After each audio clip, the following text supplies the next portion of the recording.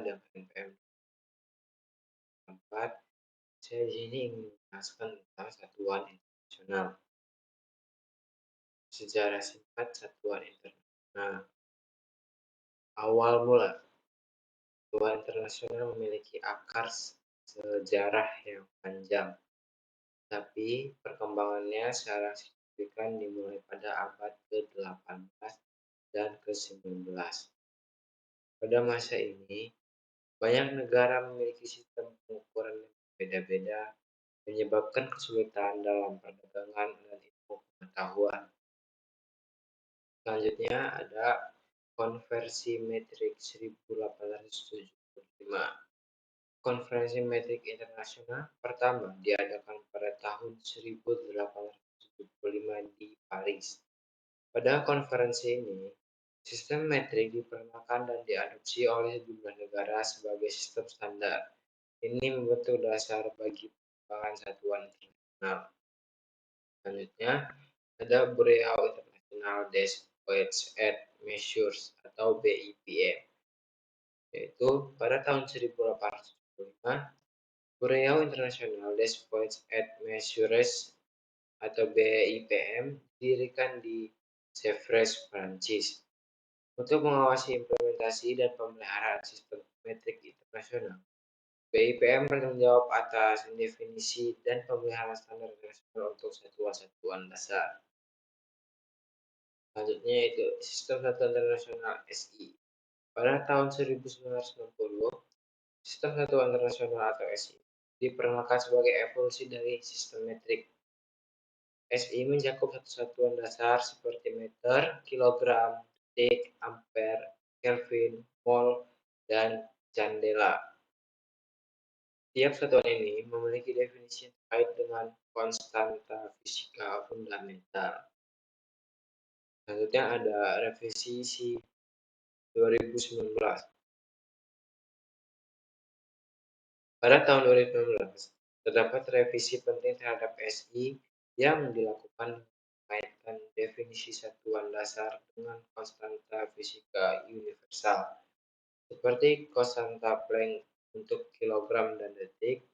Tujuannya adalah untuk membuat satuan-satuan tersebut lebih stabil dan konsisten. Selanjutnya ada penerapan global. Sejak diperkenalkan, SI telah menjadi sistem standar yang diakui secara global. Sebagian besar negara di dunia telah mengadopsi satuan internasional untuk keperluan ilmiah, teknis, dan perdagangan, serta memberikan dasar yang seragam untuk komunikasi dan kerjasama internasional. Selanjutnya ada pengertian satuan internasional. Satuan internasional merujuk pada sistem satuan yang digunakan secara luas di seluruh dunia untuk mengukur berbagai besaran fisika. Sistem ini dikenal sebagai Sistem Internasional Satuan atau SI, Sistem Internasional Units. Tujuan utama dari SI adalah menyediakan standar yang konsisten dan universal untuk pengukuran, memastikan bahwa komunikasi ilmiah dan teknis dapat dilakukan dengan jelas dan efisien di seluruh dunia. Selanjutnya ada jenis-jenis satuan internasional. Yang pertama ada satuan dasar, yaitu yang pertama ada meter, satuan dasar untuk panjang. Yang kedua ada kilogram. Kilogram ini biasanya digunakan untuk satuan dasar untuk mengukur massa. Yang ketiga detik atau second, yaitu untuk mengukur satuan dasar untuk waktu. Terus di sini juga ada ampere, yaitu untuk mengukur satuan dasar untuk arus listrik. Kelvin, yang satu ada Kelvin, satuan dasar untuk suhu. Mol, satuan dasar untuk jumlah zat. Candela, satuan dasar untuk mengukur intensitas cahaya.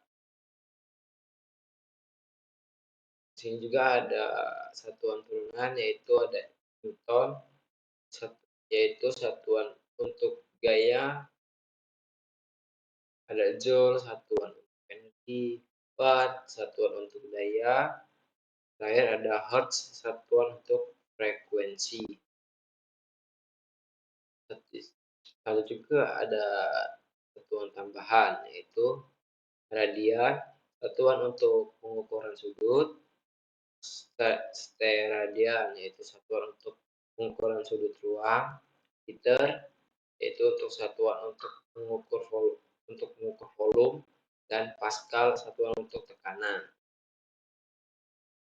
Selanjutnya ada peran satuan internasional bagi ilmu pengetahuan, yaitu konsistensi dan keseragaman. Satuan internasional memberikan dasar konsisten dan keseragaman untuk pengukuran di bidang ilmu pengetahuan. Ini memastikan bahwa hasil eksperimen dan pengukuran dapat diinterpretasikan dan dibandingkan dengan jelas di seluruh dunia. Selanjutnya ada komunikasi ilmiah. Satuan internasional memungkinkan para ilmuwan dari berbagai negara untuk berkomunikasi secara efektif tanpa kebingungan atau kesalahpahaman terkait satuan pengukuran. Komunikasi ilmiah yang efektif sangat penting dalam pertukaran informasi dan kerjasama lintas batas. Yang ketiga ada keterbukaan penelitian. Dengan menggunakan satuan internasional, hasil penelitian menjadi lebih terbuka dan dapat diakses oleh ilmuwan di seluruh dunia. Hal ini mendukung pengembangan pengetahuan dan kemajuan ilmiah secara global. Yang keempat ada interdisciplinarity, yaitu banyak penelitian ilmiah yang melibatkan kerjasama antara berbagai disiplin ilmu. Penggunaan satuan internasional mempermudah integrasi data dari berbagai bidang, memungkinkan penelitian interdisipliner yang lebih efisien. Yang kelima ada teknologi dan inovasi. Dalam pengembangan teknologi dan inovasi, satuan internasional memainkan peran kunci dalam memfasilitasi pertukaran ide dan pemahaman yang lebih baik antara ilmuwan, insinyur, dan peneliti. Yang keenam, ada kolaborasi internasional, yaitu penggunaan satuan internasional mendukung kerjasama dan kolaborasi ilmiah antar negara. Ini terutama penting dalam penelitian proyek-proyek skala besar yang melibatkan kontribusi dari berbagai negara. Yang ketujuh ada keakuratan pengukuran. Satuan internasional menyediakan dasar untuk pengukuran yang akurat dan konsisten. Penggunaan satuan dasar dan turunan yang terstandarisasi membantu meminimalkan kesalahan dan meningkatkan keakuratan hasil eksperimen.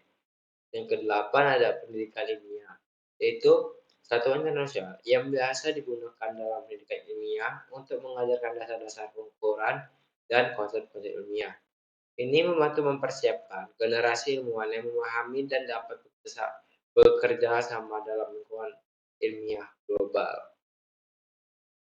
Selanjutnya ada manfaat yang dihasilkan dari penerapan satuan internasional. Itu ada konsisten dan keseragaman. Yaitu satuan internasional menjadikan sistem standar yang konsisten dan pengukuran. Ini memastikan bahwa hasil pengukuran dan data ilmiah dapat diinterpretasikan dengan jelas di seluruh dunia, meningkatkan konsistensi dan keseragaman. Dan yang kedua ada komunikasi yang jelas. Penerapan satuan internasional meningkatkan komunikasi ilmiah dan teknis di antara ilmuwan, peneliti, dan profesional dari berbagai negara.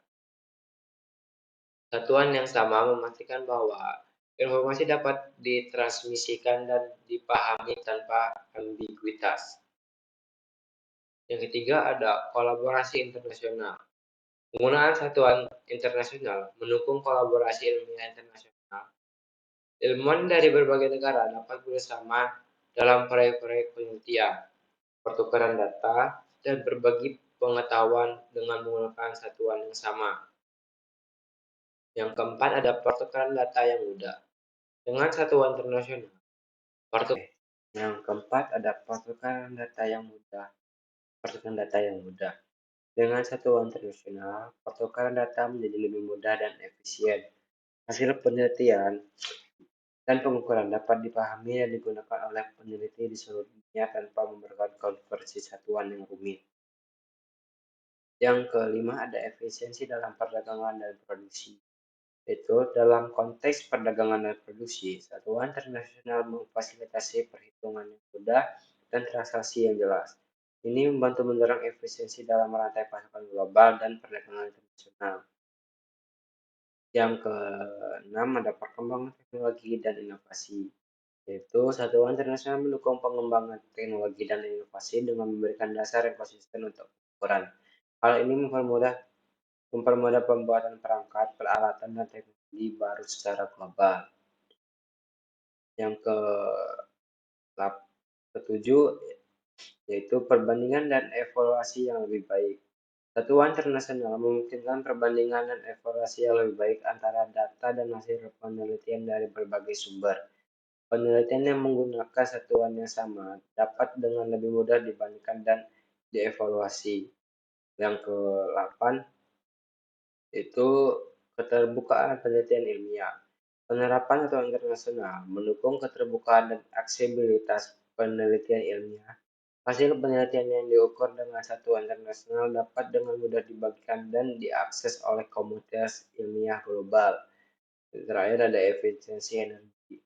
Satuan internasional seperti Joule untuk energi memfasilitasi perhitungan dan pemantauan konsumsi energi dengan cara yang dapat dibandingkan di tingkat global.